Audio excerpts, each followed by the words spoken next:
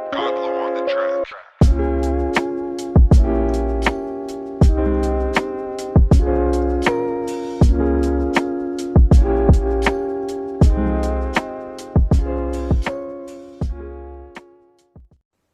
So I have been at A levels at the Red Hill Academy for about 2 months now, and I just wanted to make a video to talk about how life has changed since going into sixth form and the transition from GCSE to sixth form.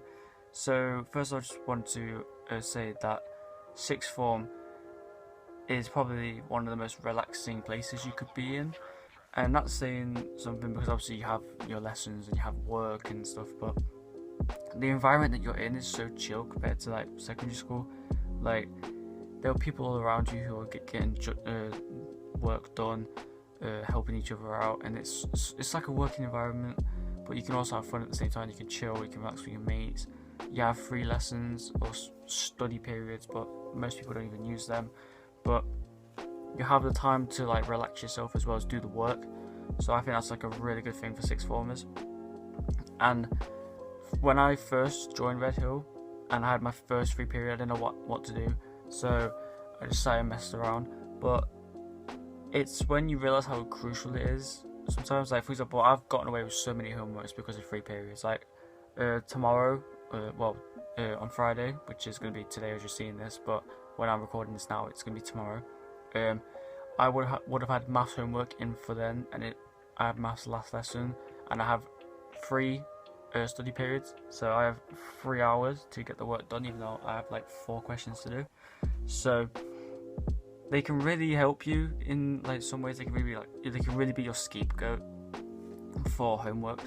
In particular, I seem to get away with most of them because of study periods, but that's not me saying that being a sixth former is exclusively allowing you to Skype homeworks, because it's not allowing you to Skype anything.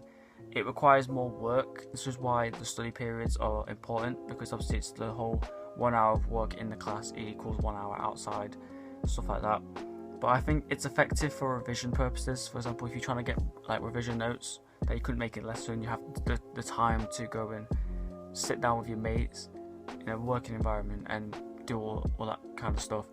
And it offers a lot for people as well. Like it offers places to chill, places to explore and stuff. Also, sorry if there's beeping in the background. My Xbox making some weird noises, but yeah. So for my A levels, I picked English literature, psychology, and maths. And I've recently got my predicted grades, and I don't know if they're for the end of the year or for this specific like term, so like when the Christmas break rolls in. But in English I'm predicted a B, psychology is C, maths an E. I'm really failing maths, but the sixth form doesn't add stress as much as people think it does. It just adds a new way of learning. I think it's a different way of being able to expand on what you already learned. For example, in maths, we're touching up on GCSE topics, but it's adding another like layer to it. So like you have GCSE here, and then the foundation, which is A level, is right here, and it sort of builds up. And I think that's a really good thing for sixth form, because obviously it's A levels, it's higher education for post-16 students, so it is meant to be challenging, and it's sort of like a crucial time in your life really, because this is where like your future depends on. This is what your future depends on.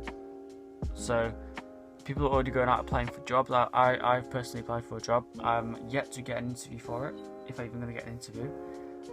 I can't wait, because sixth form introduces you into the world more than secondary school and primary school ever would.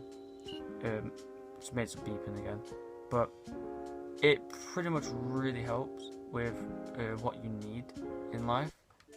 So for example, learning how to get a job, learning how to be successful in businesses, or successful in psychology or science or maths, English, and the amount of work that you're producing contributes to your work ethic in real life, even though they're both in real life, you know what I mean? So like outside of sixth form, the amount of work you do in sixth form will reflect on how much work you'll do when you leave when you get a job and whatever. Like me, I'm fully dedicated to sixth form work. For example, I put a story on my Snapchat earlier this week or last week saying I was really looking forward for psychology, like to do well in it. I've been inspired by people who have been to sixth form that I know, people who've gone to colleges, and they told me that it's such a good time to sit in a learning environment with loads of people who know what they're doing, and you can just learn from them and experience what they've experienced. And sixth form doesn't really make me stressed. It doesn't emotionally stress me out as much as GCSEs did, because GCSEs were like the introduction to the whole thing, like the whole if you do bad in these, then your life will be shaped forever and it will reflect on how you are in real life. But then A levels, completely different. The environment is different. Like, you can revise as much as you want outside as well as inside the classroom, and I think that's a really good thing.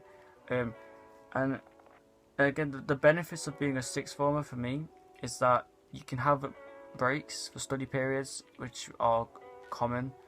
You can be able to access more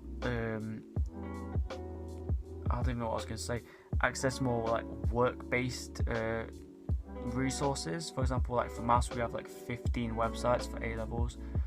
English is about 10 with some videos and some news articles, and then for psychology it's probably the same. But as a whole, I think psychology is by far one of the best A levels I've done. Yeah, I think in the order it will be maths, English. From best to worst, it will be psychology, English, maths.